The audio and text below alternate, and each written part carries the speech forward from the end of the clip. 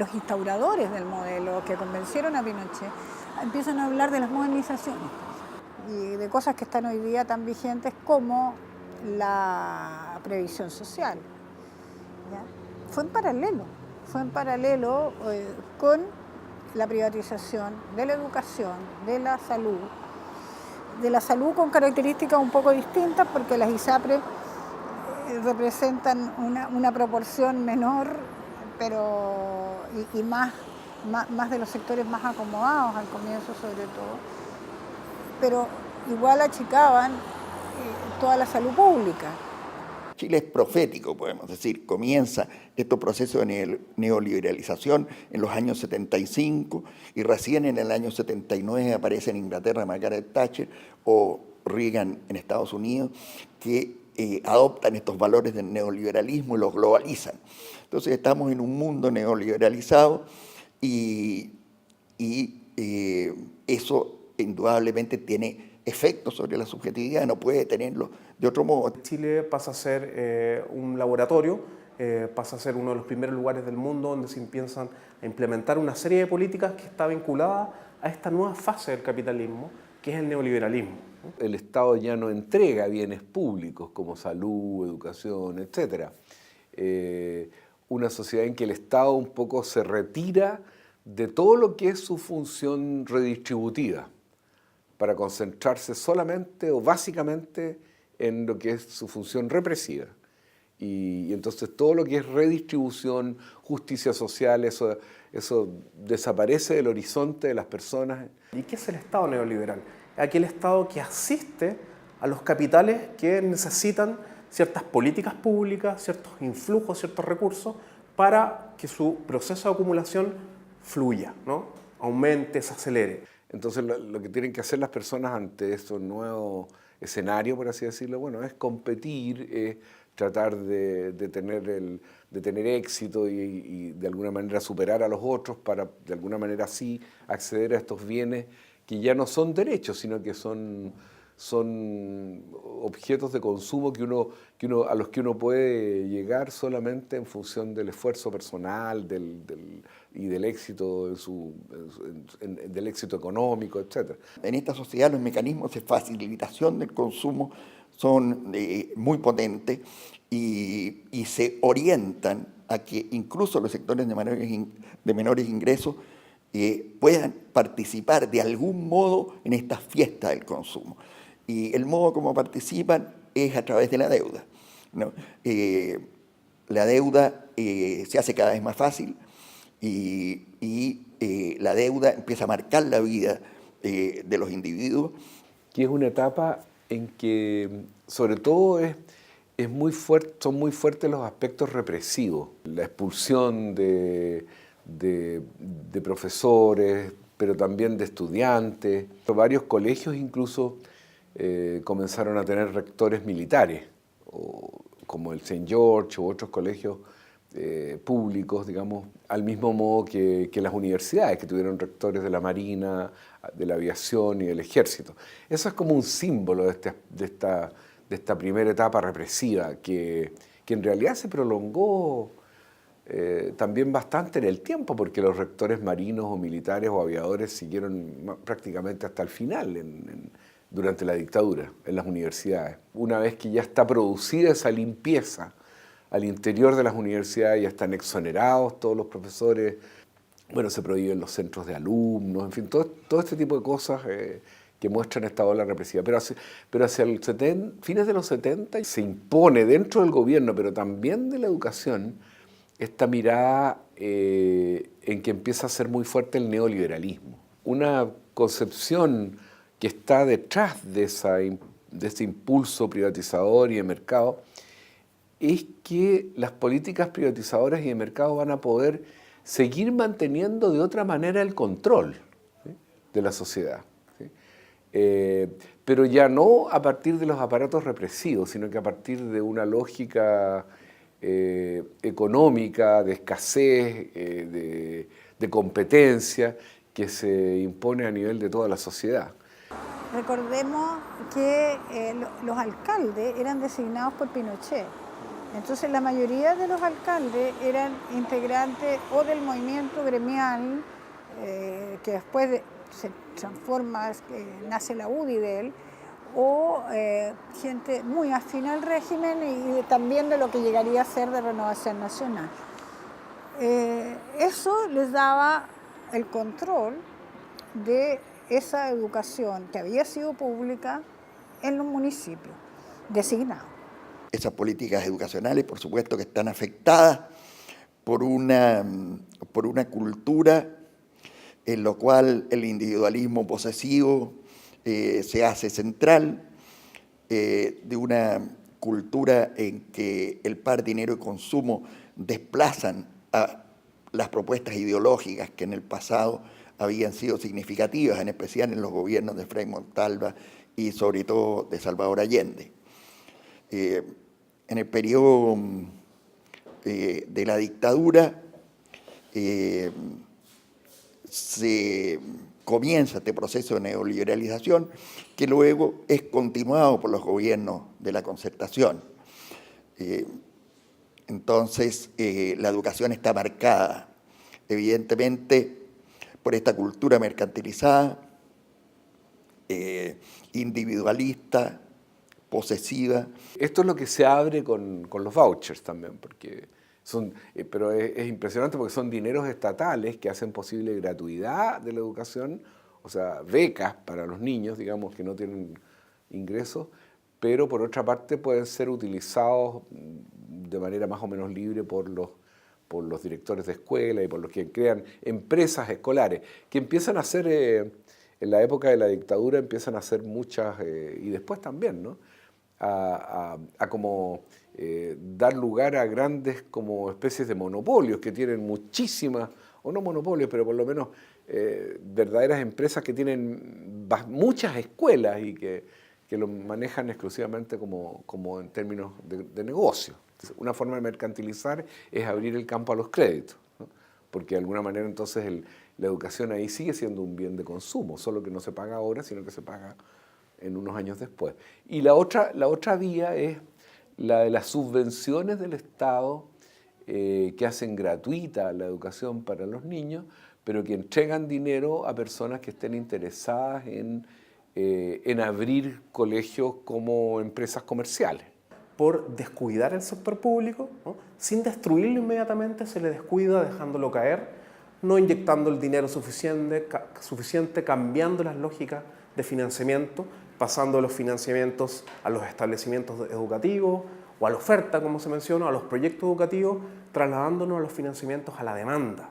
Una lógica de la gestión que se articula muy fuertemente en el concepto de sostenedor. Esa figura lo que hace es operacionalizar la igualdad de trato, porque no se distingue entre si el sostenedor es privado o público, y por tanto a partir de ahí tú materializas a través de la gestión en el ámbito del financiamiento la entrega de recursos a un particular subvencionado, que es sostenedor, y la entrega de recursos a la escuela municipal, que también es un sostenedor. Entonces se va configurando otro sistema que lo que busca, y los datos que hoy día podemos observar así lo indican, es desmontar los sistemas públicos, desmontarlos en términos de financiamiento, en términos, ¿cierto?, de magnitud y en términos de la lógica, en la lógica pública, de tal forma de poder incorporar un pilar preponderante privado en los distintos subsistemas. Además hay que recordar que la prensa, la gran mayoría de la prensa estaba controlada por la dictadura, y lo que no estaba eran las revistas opositoras y un par de radios. Había 8 universidades nomás en el país, pero particularmente es una acción de dar menores recursos a la Universidad de Chile concretamente. Después viene el corte de la sede, el corte del pedagógico, el corte de algunas carreras. Hubo una actitud anti-Universidad de Chile y pro-Universidad Católica, de donde venían los Chicago Boys y de donde venía el movimiento gremial universitario. No es casual. Antes del golpe, la Católica no estaba por sobre la Universidad de Chile. Post-golpe, Y ya entrados los 70 y en los 80, la Universidad de Chile siempre estaba con problemas presupuestarios. Le arrasan la parte de ciencias sociales, humanidades, carreras como periodismo, ¿no? Producto de la intervención, se instala la Escuela de Chicago prácticamente en la Facultad de Economía también. Entonces, solamente las que logran sobrevivir mejor son las que tenían menos sensibilidad en estos temas, o sea, como las ingenierías o la medicina. Hicieron un decreto ley, que es el decreto ley número 1, que es de enero o febrero de 1981. Nuevamente tenemos el año 81 como aquel año fundacional. En ese decreto, ley número 1, se autoriza la creación de universidades, porque hasta antes de eso, para crear una universidad se requería de una ley, parlamento, no había parlamento en ese minuto, entonces decreto ley, que dice, se da la posibilidad de que se creen universidades privadas sin fines de lucro. Y ahí viene el cuento del sin fines de lucro por primera vez, porque a nadie se le había ocurrido nunca que una universidad pudiera tener fines de lucro. Los planteles de la educación superior, por ejemplo, no necesariamente publican todos los estados financieros para observar algunas como rentabilidades sobre patrimonio o algo así, pero cuando uno observa, por ejemplo, las ventas de los planteles de educación superior son enormes. Cuando uno ve cómo han aumentado las ventas de establecimientos como la IEP, por ejemplo, que tenía hace 10 años atrás 9.000 alumnos, que hoy día tiene más de 90.000, ¿no? Es un negocio redondo. Por eso se empiezan a configurar una especie de holding educacionales, por eso existe un plantel como Laureate International que declara el lucro abiertamente en sus negocios, en su matriz en Estados Unidos, y llega a Chile, ve ese negocio, ve esa rentabilidad, ve esa proyección a futuro, que no es una rentabilidad de hoy día, sino que una rentabilidad de varios años, por cómo Chile tiene amarradas sus políticas educativas. Y lo mismo termina sucediendo en la educación escolar, en la medida que se empiezan a configurar sostenedores que empiezan a administrar más de una escuela y con la subvención saben que pueden gastar una cierta cantidad de dinero y otra pueden no gastarla en las necesidades educacionales que en teoría deberían ir. Uno quizás no puede detectar utilidades netamente, pero sí tú puedes sacarla a través de sueldos muy altos para quienes dirigen las escuelas o para familiares de las personas dueños de las escuelas. Porque lucro, por cierto, que ha habido durante todos estos años.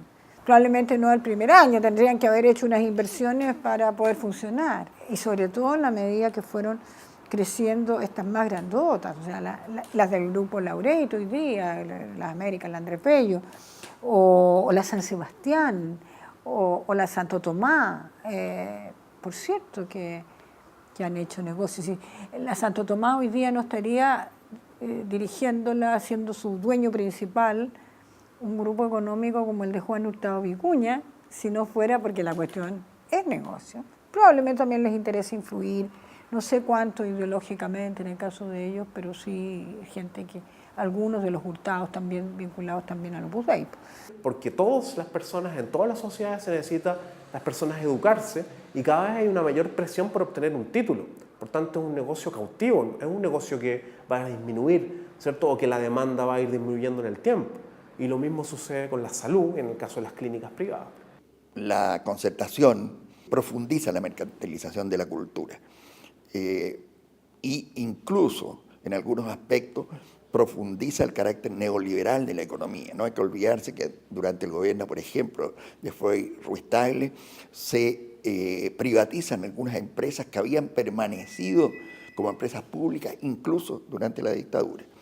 Si bien en algunos aspectos corrige las políticas neoliberales, lo hace en un esquema de lo que podríamos llamar transformismo, es decir, que parezca que todo cambia para que cambie un poquito nomás.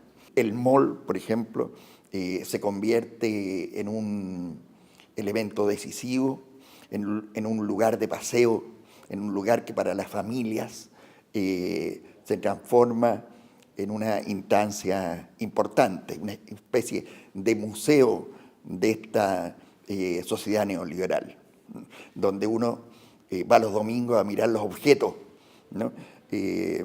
Y eso hace que la familia marchando en el Costanera Center,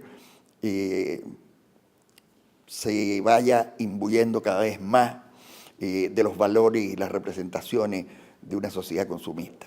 La política en general de la concertación ya no es una política de transformaciones estructurales de la sociedad. A pesar de que la dictadura lleva a cabo una verdadera revolución económica, ¿no? La política de la concertación no es, por así decirlo, una especie de contrarrevolución económica. En los políticos e intelectuales de la concertación, que son gente que en general está muy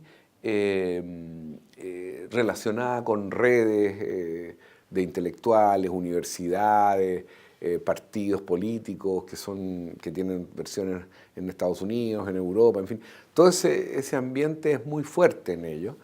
Y entonces la idea de generar en Chile una política democrática que signifique una transformación total de lo que ha estado pasando en el mundo y que de alguna manera está marcado simbólicamente con mucha fuerza por el fin de la experiencia socialista, entonces la alternativa de una transformación global desaparece.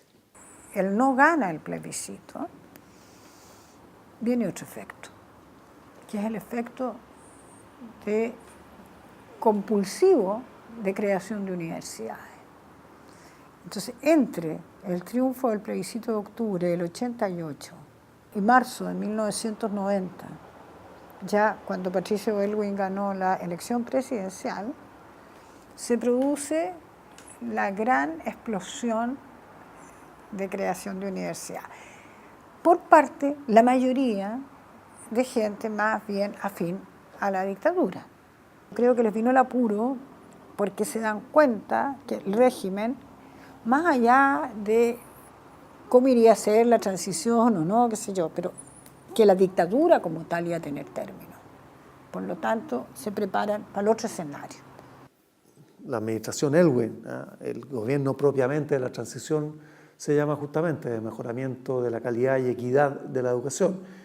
El primer gran giro de la concertación fue poner un foco en lo pedagógico, que había sido absolutamente abandonado. Se instala primero como programas de mejoramiento, el lograr que los estudiantes aprendan y aprendan en un alto estándar. Me tocó establecer la unidad de currículum y evaluación del Ministerio, que consistió en juntar currículum con el CIMSE y impulsar esta transformación, donde la medida clave es que no informe unos números,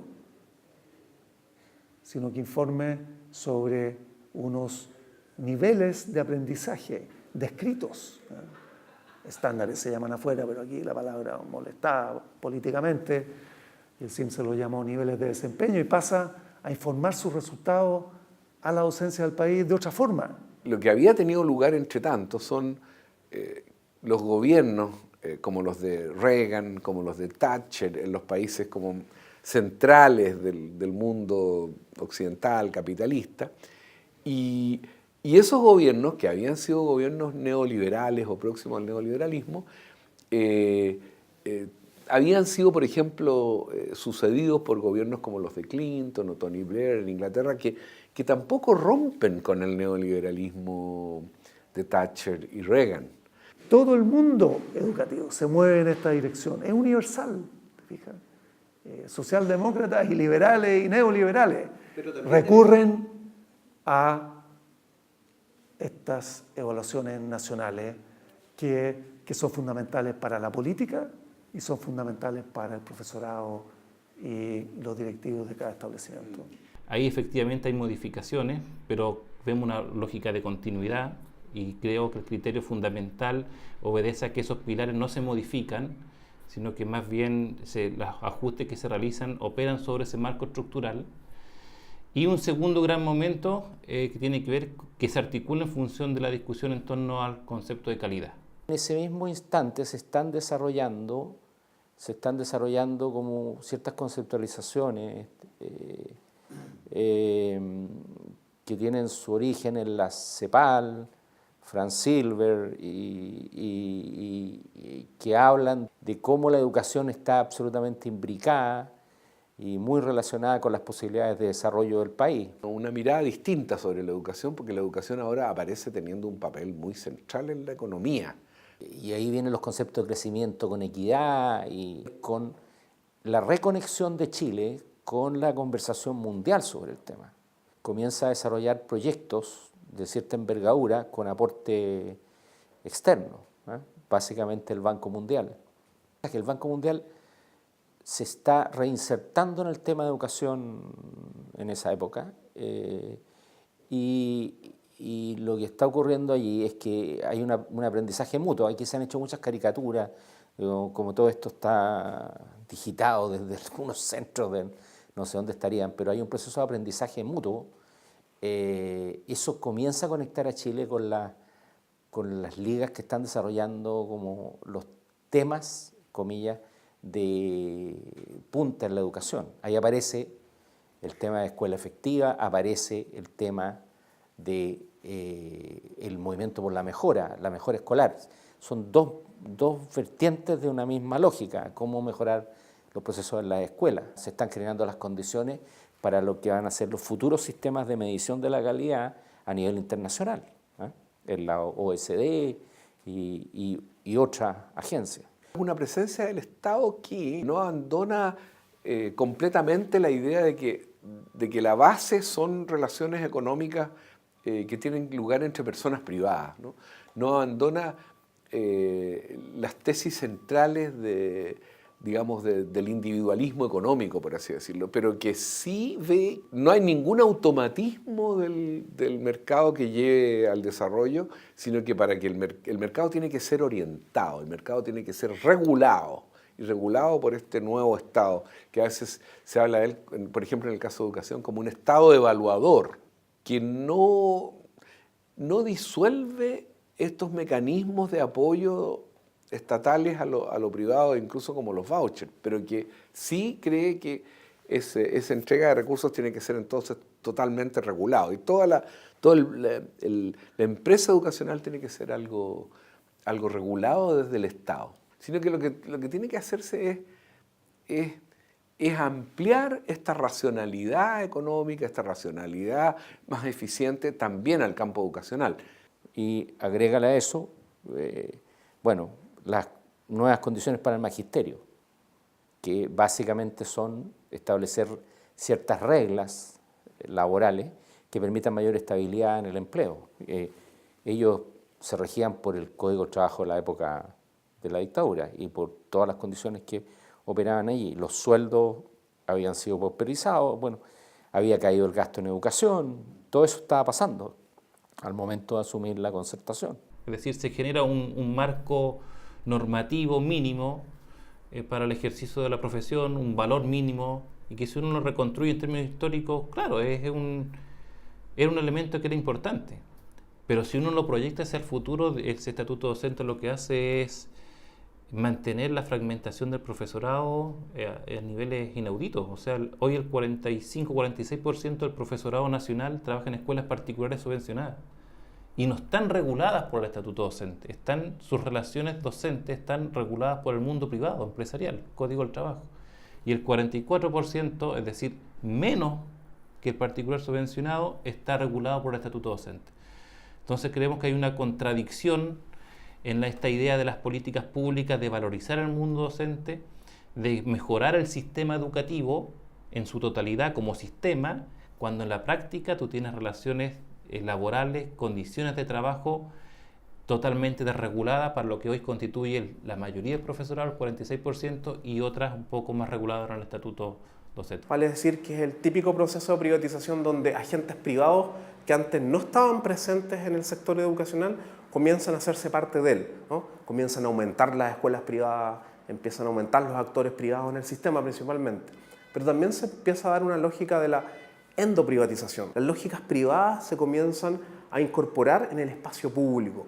Por tanto, ya la escuela pública en algunos casos incluso deja de cumplir su rol, sino que se tiene que comportar como un gestor privado para poder recibir el financiamiento que es fundamental para que siga operando esa escuela, porque no se financia su proyecto educativo, no se financia la escuela directamente. Con los 90 hay otra mirada, la mirada como de la educación podríamos decir como panacea para el desarrollo, porque el desarrollo tiene que ver sobre todo con el conocimiento, y el conocimiento es educación, y un tipo de educación que se expresa sobre todo en estas miradas desde el capital humano, que son creación en el fondo de capacidades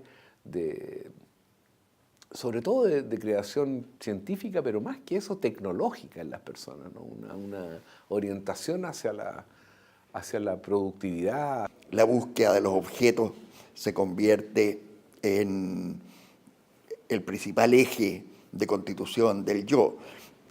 Podemos decir que los cuerpos son desplazados por los objetos. Eso quizás explique la influencia de lo numérico en la educación y el hecho de que una educación de calidad sea pensada en una educación en que los resultados son lo central.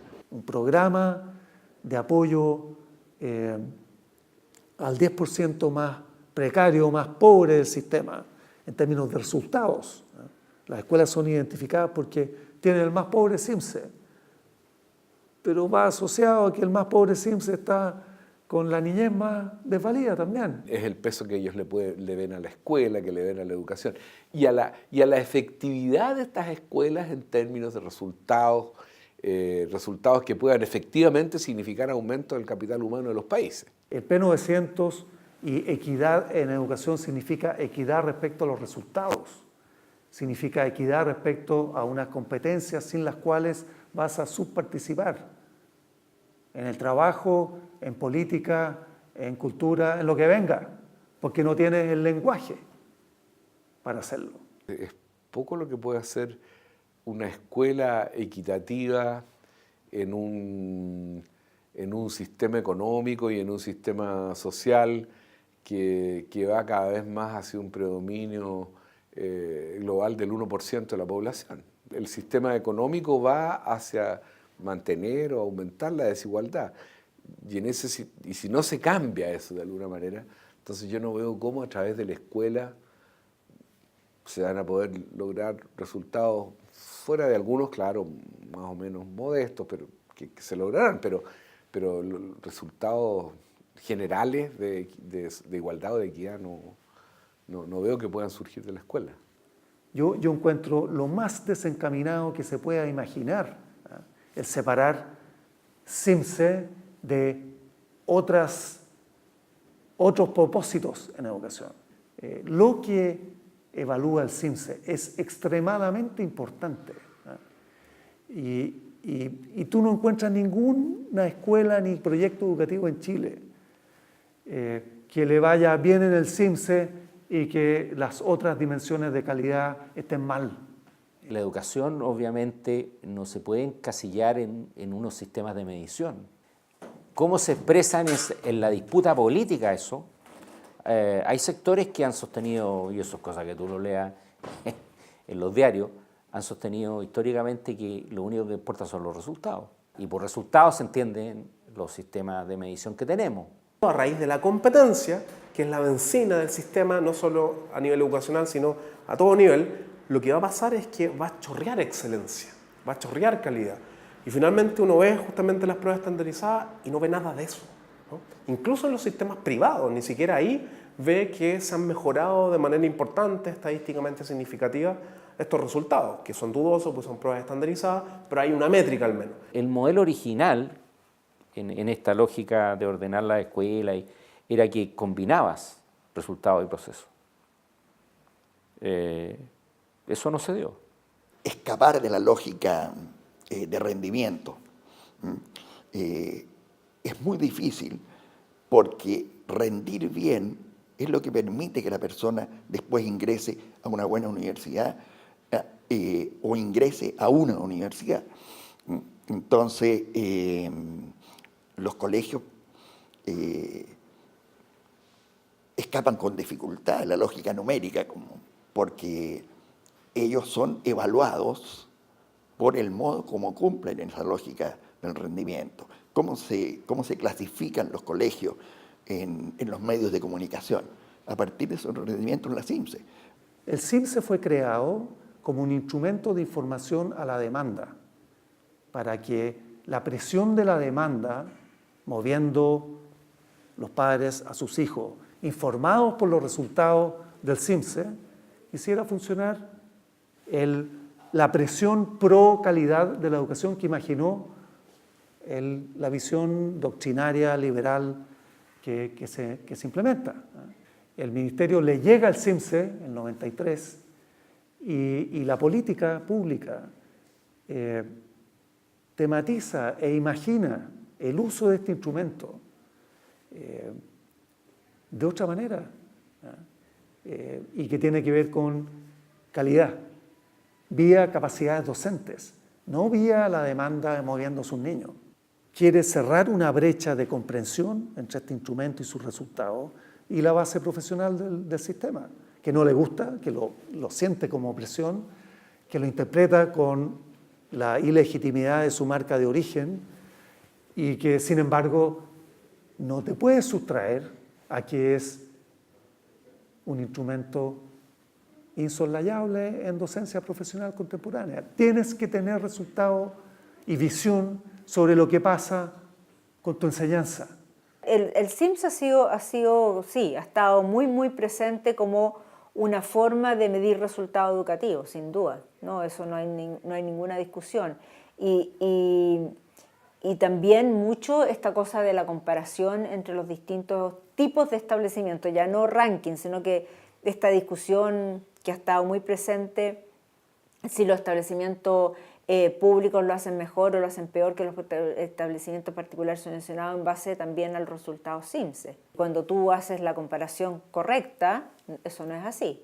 Tú comparas los establecimientos particulares subvencionados y los establecimientos públicos y no hay diferencias significativas entre ambos cuando tú corriges por el hecho no solamente de que los padres tienen distinta educación y distintos ingresos, sino por el hecho que hay una selección. Y por eso, si tú logras corregir por esa selección de la forma mejor posible, estoy hablando de econométricamente hablando, tú llegas a la conclusión de que no hay diferencias estadísticamente significativas. Y por años nos dijeron que los colegios particulares subvencionados lo hacían mejor. Y dado que el sistema educacional chileno se segregó aún más a partir de los 80, los 90 e incluso las décadas 2000 y 2010 en adelante, lo que tenemos es que las escuelas terminan reproduciendo la desigualdad social que existía antes y en muchos casos la amplifican. Se reproduce la cuna, ¿qué vamos a hacer? Y la verdad es que eso es como siempre el gran desafío, cómo tú logras que la escuela tenga algo que hacer, tenga algo que decir. Por tanto, no hay ninguna relación entre la administración de la escuela, si es municipal, particular, subvencionado, particular, y el puntaje que los alumnos sacan en los CIMSE, porque esa relación tiene que ver con el origen socioeconómico de los padres. Esa es la variable más fuerte, más explicativa en ese sentido. Por tanto, ¿qué sentido tiene seguir midiendo a los alumnos si finalmente lo que nos vamos a encontrar es un test a los hogares chilenos, es un test a la diferencia de clases que existen en los hogares chilenos independiente del sistema educativo? Pero fíjate que eso es mundial, eso no es chileno. En Estados Unidos también, durante el gobierno de Bush se instaló el No Child Left Behind y de nuevo estaban pruebas estandarizadas en todos los estados y habían decisiones que se tomaban en base a los resultados de los niños, las pruebas internacionales, la prueba TIMSS, la prueba PISA, donde participan una cantidad enorme de países. Es un fenómeno mucho más amplio que solamente Chile, en que hay un interés por medir resultados educativos a través de algún tipo de evaluación del aprendizaje de los niños. El final del P900 es la SEP, la Ley de Subvención Escolar Preferencial. Y en el cambio de escala y de concepción está reflejado la evolución del campo de las políticas públicas de Chile respecto a la equidad. La forma como se entregan los recursos está asociada a el desempeño que han tenido los establecimientos hasta la fecha. Si tú eres un establecimiento que ha tenido buenos resultados, te entregan los recursos directos. O sea, ponte tú, si son 100, te entregan 100. Si tú eres un establecimiento que ha tenido menores resultados, te entregan 50 directos y los otros 50 están amarrados. Entonces, la diferencia es si tú tienes completa libertad para decidir en qué gastas esos recursos o si tú tienes menos libertad para decidir en qué gastas esos recursos. Así se pensó. Porque efectivamente hay un elemento, yo diría, que en donde el Estado subsidiario, con sus políticas de focalización en el ámbito educativo, dan un paso más. Es decir, se asume que efectivamente la escuela no está generando mejoras en los aprendizajes, con estudiantes que pueden tener y que tienen objetivamente mayores dificultades económicas, culturales, etc. Entonces ahí la apuesta del Estado subsidiario neoliberal no es precisamente modificar la redistribución de la riqueza a nivel general, sino que básicamente focalizar la entrega de recursos en una lógica de mercado. Y en segundo lugar, la ley CEP lo que hace es imponer ya esta lógica que hoy se consuma con la ley de nueva educación pública de convenio de desempeño en las escuelas. Por eso es escuela efectiva, por eso que Movimiento por el Cambio Escolar, porque ahí hay procesos, ¿no? Hay modos de hacer las cosas, hay prácticas, hay modos de coordinar las acciones, que es lo que tú buscas cambiar a un profesor que con autonomía toma decisiones profesionales, en donde tiene que resolver los problemas de aprendizaje de sus estudiantes, y para eso se trabaja en equipo y sus directivos lo movilizan a eso. ¿Cómo movilizar al sistema de esta tradición, que tiene mucho todavía de presente, a esta otra, en donde tú tienes que ir resolviendo en cada escuela con los contextos que tiene estos desafíos?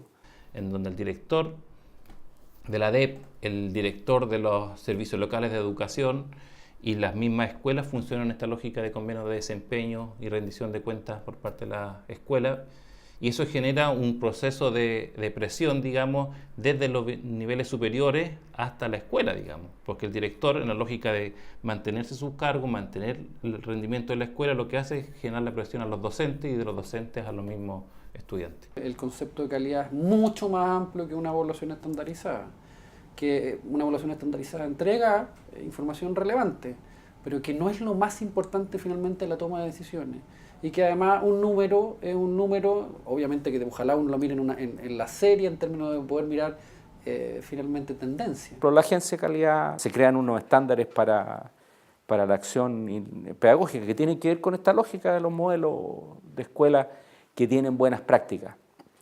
Ahora, esa va a ser la regla que todos tienen que aplicar.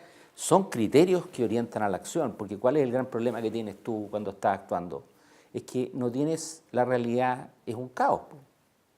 Tú de hecho estás actuando con marcos de actuación, estás actuando con modelos, estás actuando con categorías que te permiten modificar la realidad. Lo necesitan también para actuar profesionalmente. Por eso los marcos de actuación, por eso el marco de la buena enseñanza, por eso los marcos para las escuelas.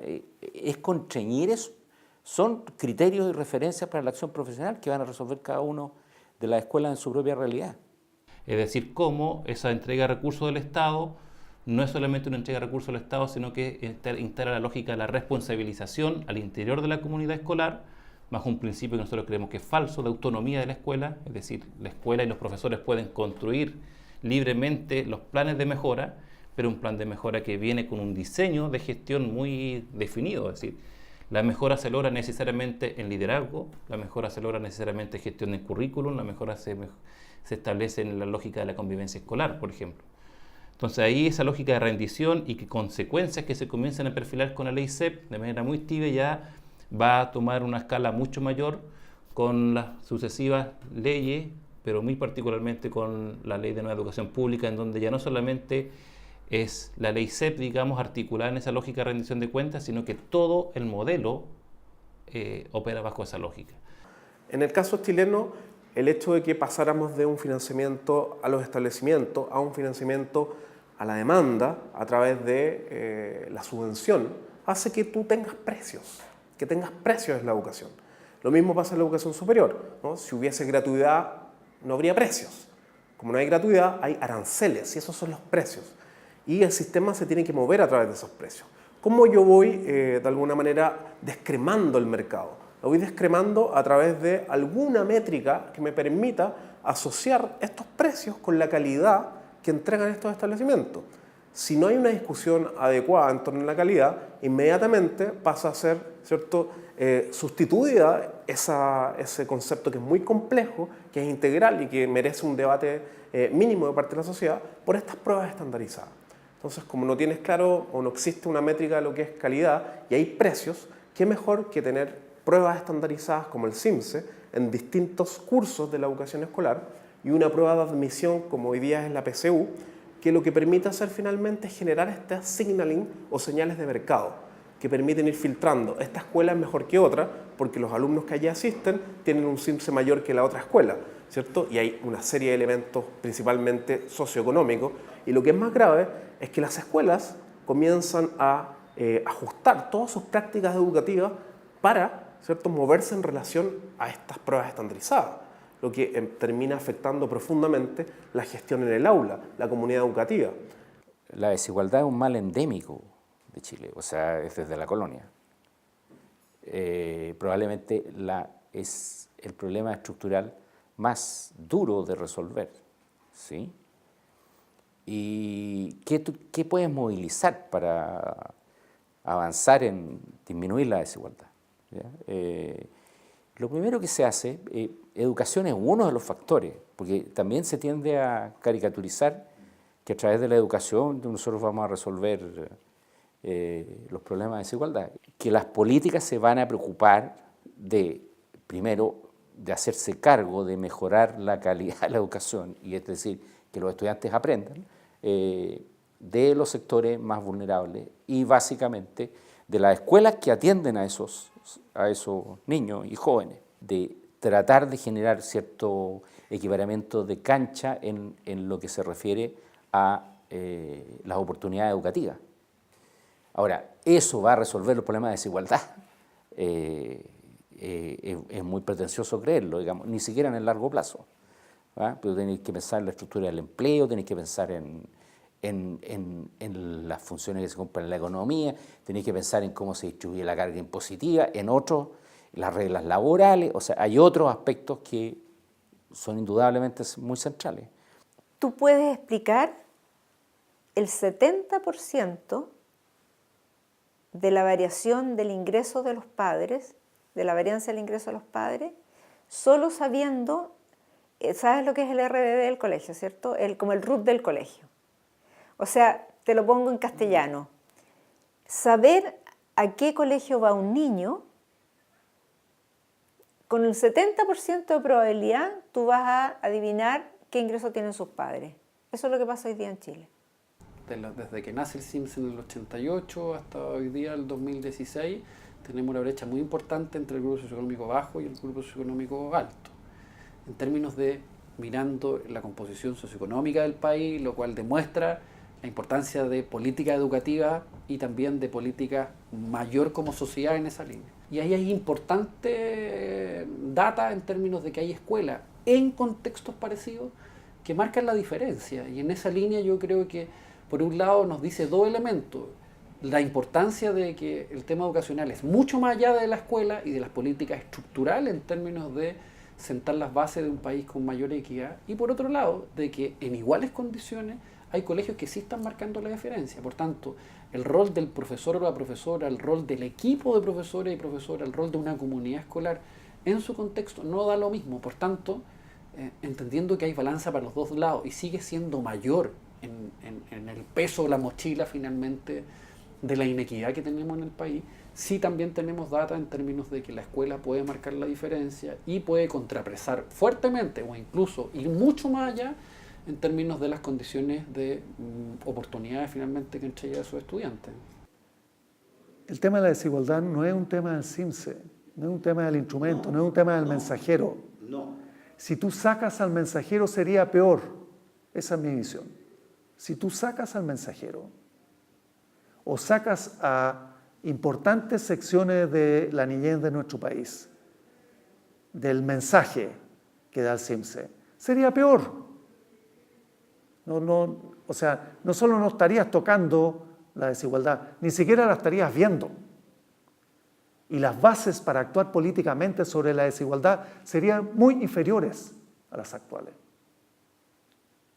La reflexividad, con eso quiero decir, la capacidad de visión del campo político y de políticas públicas de Chile respecto a su educación es 100 veces superior a que si no tuviéramos evaluación por todas partes. Para poder mejorar es mucho más amplio que una evaluación, hay que mirar muchas más variables y donde obviamente los protagonistas de esta mejora en los establecimientos educacionales son los profesores y finalmente un número no dice mucho en términos de qué es lo que hay que hacer, cómo nos hacemos cargo, cómo mejoramos las capacidades, qué conversaciones tenemos que entregar, qué metodología finalmente tenemos que ayudar al colega en la sala de clase. Y eso tuvo una mirada bastante, a mi parecer, genuina en términos de cómo construir finalmente un mejor contexto, una mejor arquitectura y mejores condiciones para desplegar las capacidades del sistema escolar hacia la mejora. Y lo que es interesante, y eso ya no es una investigación propia, sino que investigación que se ha hecho aquí en el centro, que se ha movido más que la cosa de efectividad escolar a la idea de mejoramiento escolar, de mejora escolar. Los estudios que se han hecho muestran interesantemente que hay una serie de cosas que hacen esas escuelas que mejoran, que tienen que ver con el aprendizaje, por cierto, del castellano, del lenguaje, de la matemática, pero tiene que ver con una preocupación por el aprendizaje más global, más integral de los niños, que tienen que ver con la preocupación por el clima escolar, tiene que ver con una preocupación con digamos, las características con las cuales tienen que trabajar, las características del área de trabajo de los docentes, con la mejora continua en términos del apoyo a los docentes, con el involucramiento de los padres. El sistema escolar chileno fue segregado también desde los orígenes. O sea, si uno mira en perspectiva histórica, el gran salto, y particularmente, diría yo, la década, fines de los 80, principios de los 90, o sea, nosotros hasta fines de los 60 teníamos una educación media de élite. Teníamos una educación básica que se masifica en muy corto tiempo, se aumentan los años y eso permanece relativamente invariante. Hasta mediados de los 80 teníamos porcentajes aún importantes de jóvenes que no asistían a la educación secundaria, entonces teníamos un problema de cobertura también. Y una cosa era ampliar las oportunidades educativas a esas personas. Y creo que eso también es bien central, digamos, independientemente de que ello vaya a afectar, en el largo plazo uno debería suponer que sí, a la justicia del sistema. Ahora, yo creo que nadie de los que estaban en educación creía que a través de esta herramienta íbamos a llegar a lograr una sociedad más justa, si no pensábamos en una política más integral, que tocara otros aspectos que eran bien centrales, porque este era muy como meterse en la lógica de las casillas y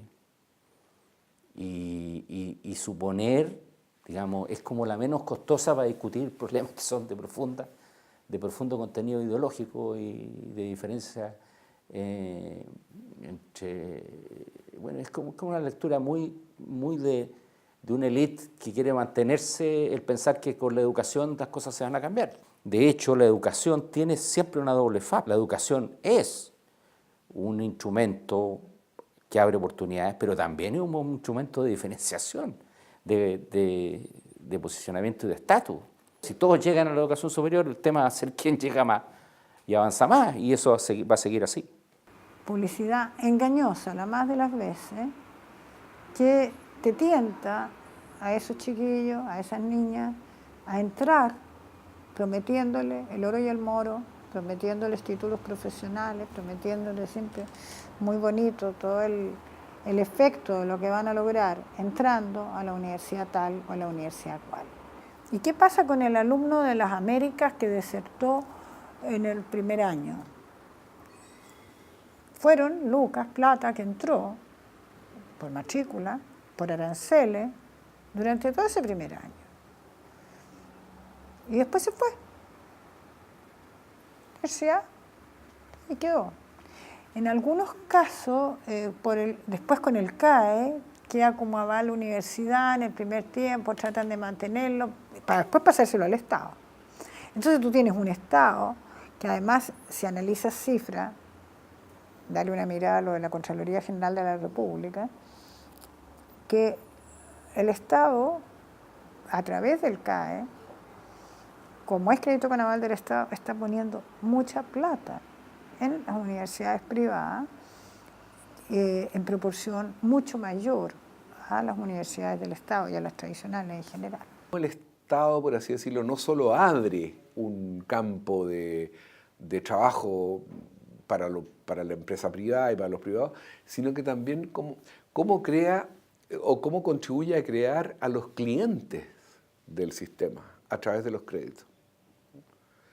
Y entonces hay un enorme desarrollo de créditos de educación, digamos, en los bancos y en instituciones bancarias, de créditos educacionales que son utilizados por las personas para endeudarse en educación superior en general.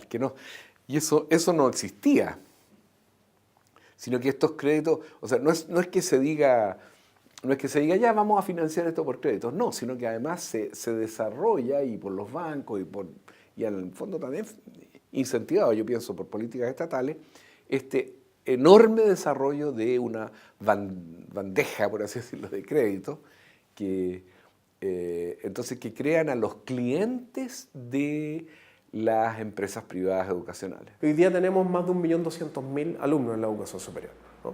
El problema de ello es que ya están operando una lógica donde solo el 15% de la matrícula es estatal pública, solo un 15%. Gracias al CAE, la educación privada se dispara. El 70% del CAE, de los 10 años que tiene esta política, ha estado concentrada en 20 instituciones, ¿no? Principalmente holding educacionales. Estamos hablando del holding Laureate International, que es la Universidad Andrés Bello, las Américas, el AIEP y la del Viña del Mar. Estamos hablando del holding INACAP, con su CFT, su IP y su universidad.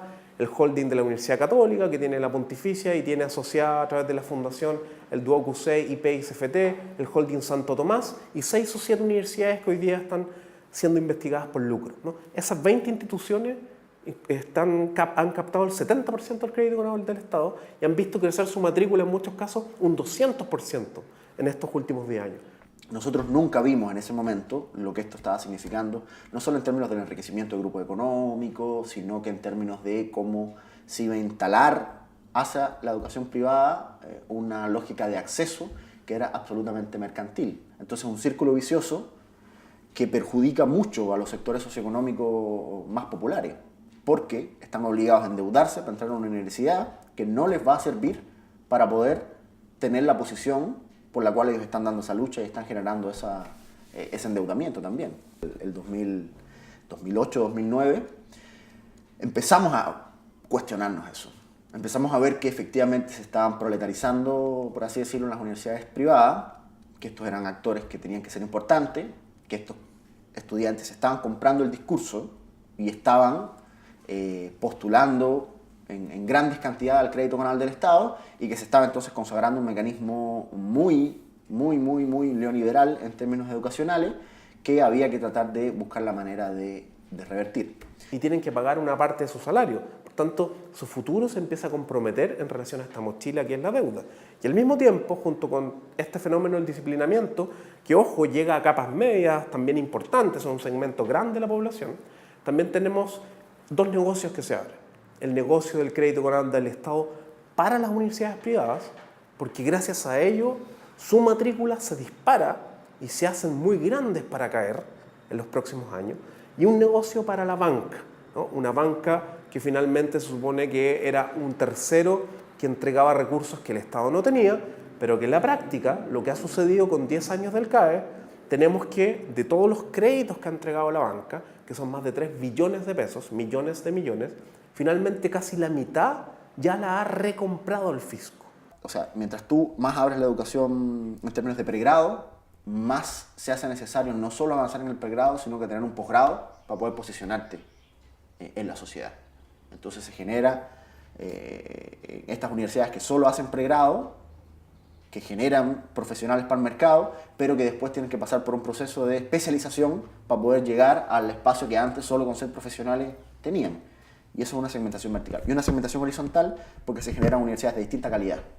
Entonces, esto va de la mano de toda esta idea de una superintendencia de educación, de un consejo de calidad y de, en el fondo, convertir el producto mercantil educación en un producto transable que tú puedas certificar la calidad y que por lo tanto puedas aplicar las reglas de mercado para generar que esto, en el fondo, económicamente se pueda transar de la manera en la que ellos lo ven. Antes estaba el crédito Corfo, que era un crédito muy caro para sectores medio-altos. Estaba el Fondo Solidario para sectores más bien de estrato socioeconómico bajo, pero había todo un sector de clase media que no estaba cubierto por ayudas estudiantiles.